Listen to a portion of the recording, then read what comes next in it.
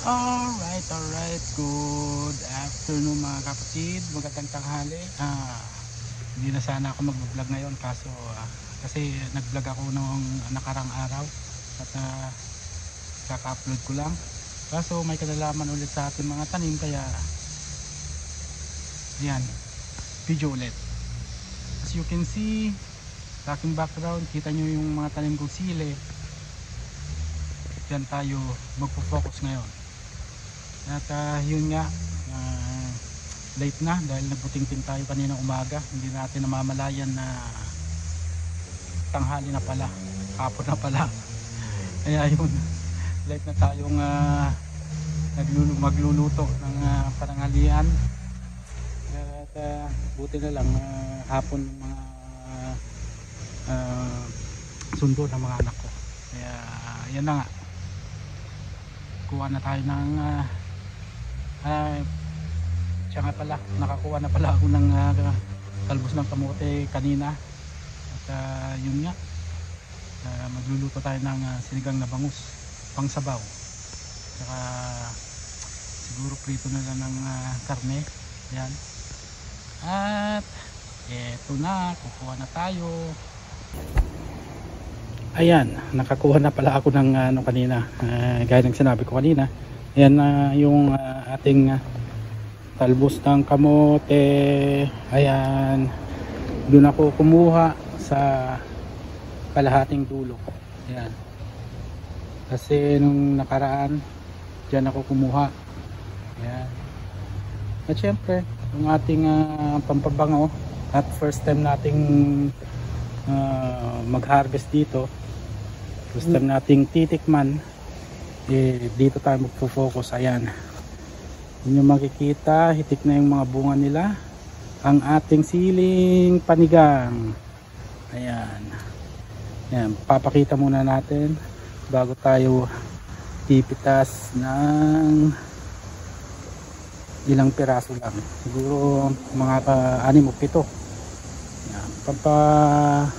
Mula lang ng lansa, tsaka talaga namang nilalagyan ng siling panigang yung ating sinigang, kahit na mapakarne man o isda. Ayan, sinigang na bangus na fresh na talbos ng kamote at syempre may siling panigang. Ayan, hitik sila, hitik yung bunga nila mga kapatid. Ayan, ito yung isang side. Siyempre pupunta tayo sa kabilang side. Ayan, lakad-lakad lang. Ayan,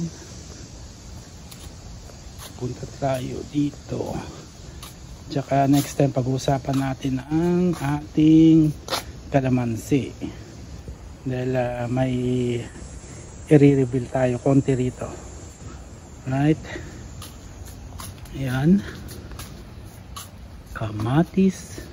Ito na ang ating siling panigang na hitik sa bunga, at ito ay ating i-harvest on siguro sa off ko, mga Friday or Sabado, dahil pitasin na rin. Ayan, dito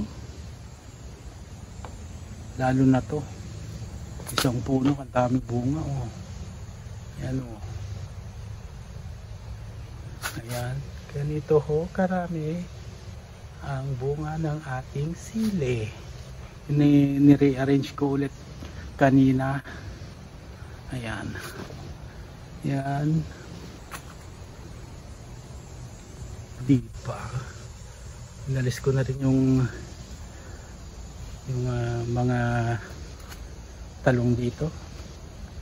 Yan, dito yung talong nilagay ko sa gilid na may kamatis. Yan, yan po, karami ang isang puno ng sili. Ganyan po karami ang kanyang bunga.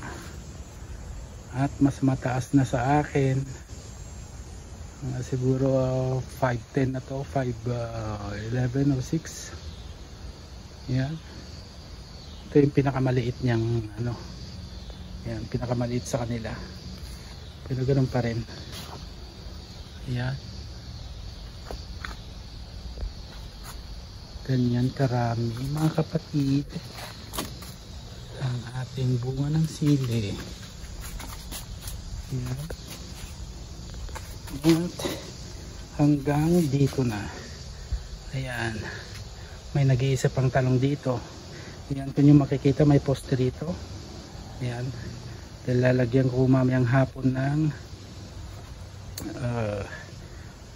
tali o ano, pampatibay para madaling talian yung sanga. Kasi nung nakaraan pagdating ko doon sa trabaho, pagdating ko sa bahay galing trabaho, nagsitumbahan kasi may thunderstorm. Ayan, tinali ko ulit yung mga sanga-sanga nila. Kaya nga may poste doon sa may puno niya. Kaso nga lang masyadong malaki na. Mas mahaba na sa poste.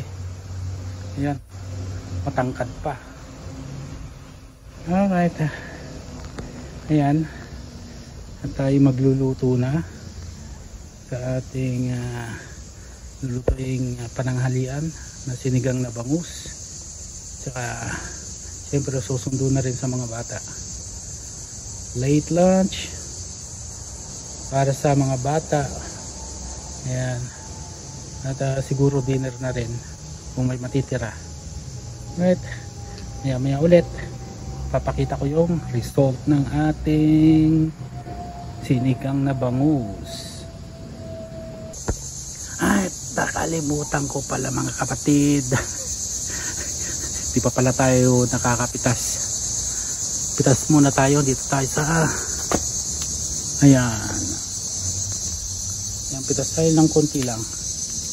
Ito sa mas mahitik. Mga hindi ko alam, 5 piraso, 6 na piraso. Ayan. Unang pitas. Pangalawa. Ayan. Tatlo. Hindi ko alam kung manghang na to kasi malaki na oh. Ayan.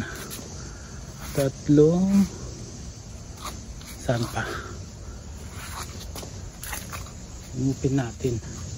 Ayan.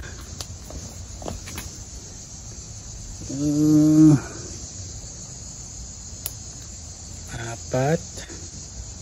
6 siguro. 5.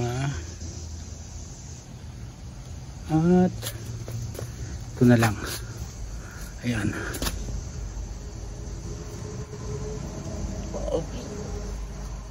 Ayan.